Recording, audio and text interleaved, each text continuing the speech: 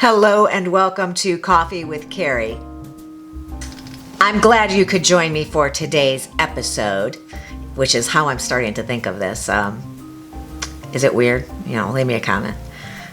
Today I wanted to delve back into dating advice, and in particular online dating advice. Sure, I'm a matchmaker, and one of my jobs is to keep people from having to do the online dating thing.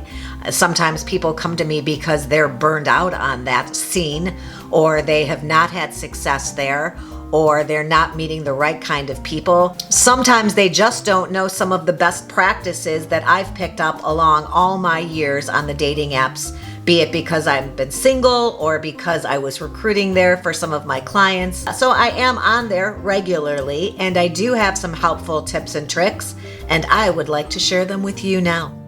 If you are new here or just didn't catch this, I am a matchmaker and a dating coach here in the Chicago area, and I'm constantly having a rotation of new clients and having to fill them in on some of my what I consider to be helpful tips and tricks. Also, my clients share my information with their friends, and I thought, why don't I share it with mine? With that in mind, I wanted to tell you what I think is a really, really good plan for not allowing the dating apps to become a huge time suck. I think so often people feel that the dating apps can just become, they probably are made like some of our other social media to become addictive. You check it periodically to see if that person responded, or see if there's that little bubble, to see if you have any new messages. If you don't want to be constantly tied to that app and checking it and letting it take up emotional and mental space, these tips could be really useful. And they are this. First of all, pick a time when it's convenient for you to go perusing the apps. Set a certain amount of time that you want to invest in this process, in searching for somebody that you might be interested in.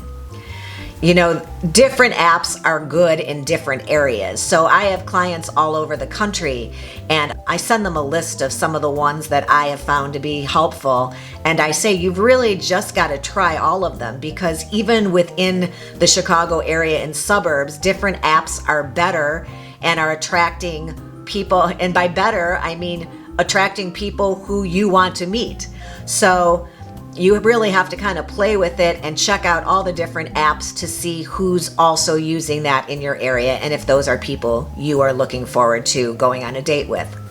One of the things that I like about some of the older apps, not Bumble and Tinder, which are very, very photograph oriented with sometimes little to no information or dialogue below those pictures, is that the older dating apps asked you questions, had you fill out a questionnaire, told something about yourself that we as people searching on those apps can use as criteria and help us to limit the people showing up in our feed. So apps like Plenty of Fish, OkCupid, Hinge, I think, has a little bit more information now. There are a couple new ones. I'm trying to talk about the ones that are free, not the ones you have to pay for. So I'm trying to keep this inexpensive and time efficient, and play with that and figure out which apps are attracting the right people for you. Secondly, choose that time wisely. For me, it would be Sunday night. Maybe for you, it's Friday night if you're not going out with friends or already have a date planned. Pick a half an hour of your life, set up a search, look through, and then the thing I like to do is to pick something timely or something that's occurred to me while I'm searching, something I see on the news, and I try to make a witty comment that I can use for multiple people. I know the apps recommend reading each person's profile and making a comment on their picture or on something that they said, but I think it's really more time efficient to just be clever and witty on my own and then shove that out there 5 or 10 times and wait to see what comes back. And the reason I think this is a great idea is that, I'm trying to think of an example to give you. The woman I was recommending this to yesterday is a cyclist, and I said, pick something about cycling. I have a flat tire on my bicycle, and I'm trying to decide if I should use the pump or if I should just fill it with my own hot air. I mean, that's something like what I said to her. I mean, it just gives him something to latch onto and respond to, and you'll be able to see if he has a sense of humor, if he wants to play along and make it a repartee, or whether he's going to say, "Are you full of hot air?" I mean, who wants to date him, right? Copy and paste that to 10 different guys that look interesting based on their pictures and things that they say about themselves, what they're looking for, and the search criteria that's important to you.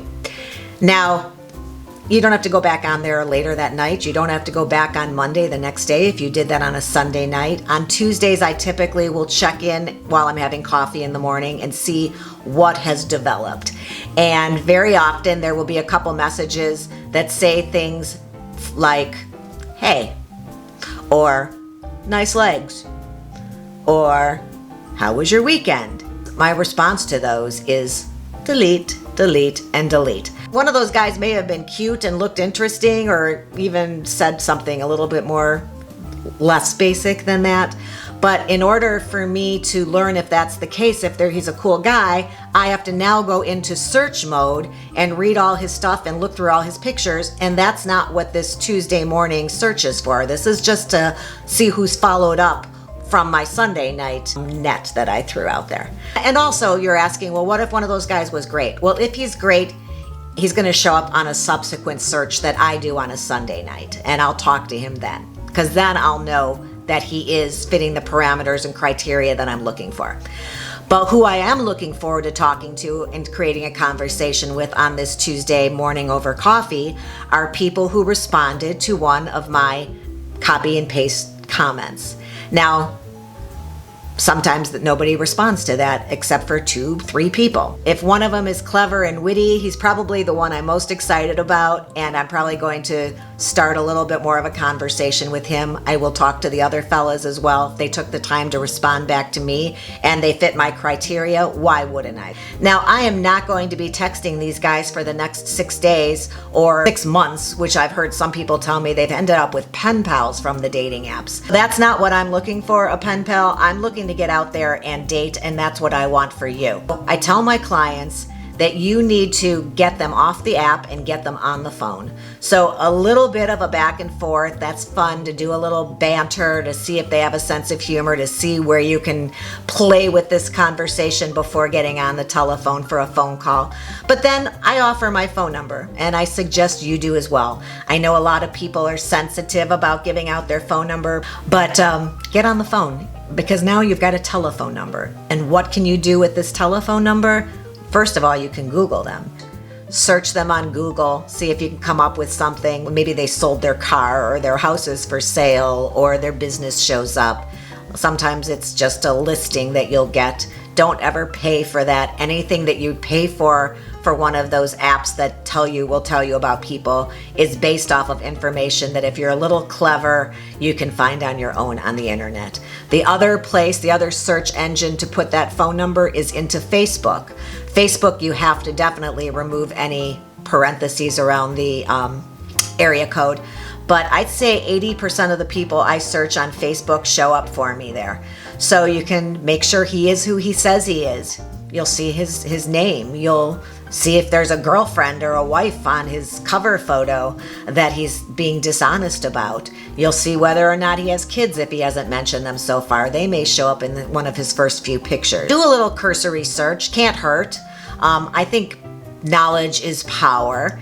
And I know a lot of people, want to show up and for it to be organic, and I think it's still organic. You can only get so much information off the internet. And then that phone conversation, hopefully it goes really well and you have a nice chat and he seems normal to you, whatever that may mean, and you enjoy the conversation, getting acquainted. And I don't want you, in the same way I did not want you to become pen pals, I don't want you to become phone buddies either. This is not the person you're going to be talking to every night for the next month, telling them about your day and chatting through your weekend. So what I suggest is 1 or 2 phone conversations, and one of those should be to make plans. Those plans should take place within the next week. If somebody can't get out and meet you for a cup of coffee or a glass of wine in the next 7 days, I'd be a little suspicious. I don't want you to spend too much time in talking on the phone mode. Get out there, make plans. If they can't, move on to number 2 in your inbox who also responded to your initial copy and paste clever/witty message that you created. And you should have, maybe from those 10 messages you sent out, 3 really interesting guys who will give you their phone number and be trustworthy in that way, and are willing to actually get off the app and out the door to meet a woman like you, fabulous and ready to mingle over a cup of coffee, or grab a cup of coffee, go for a walk. It's beautiful this time of year. And if you can't make any of those happen, then it's time to move on. Those are my ways to make good use of your free time, so that you don't have to just throw your arms up and say, dating apps aren't for me, they take too much time. These are the ways you can make it work more so into your schedule. Got it? Good, good, good. So I am glad that you stopped by and got some dating advice. I hope it was helpful. Definitely hope it was helpful. And I would love to hear your thoughts, or if you have any time-saving tricks that you use when using the dating apps on your computer or your phone. I'm not only going to file them away for my own use, but definitely be sharing them with my clients as I do every day. So leave those down below. And while you're there poking around, please subscribe to my channel. I always post content for women over 50, whether you're single or married. You still got to wear stuff, and you may like to wear makeup. You can probably eat. And the dating advice is fun. So hit that ring bell button so you're notified every time I upload a new video. And I will look forward to seeing you the next time. Thanks for stopping by. Have a good one.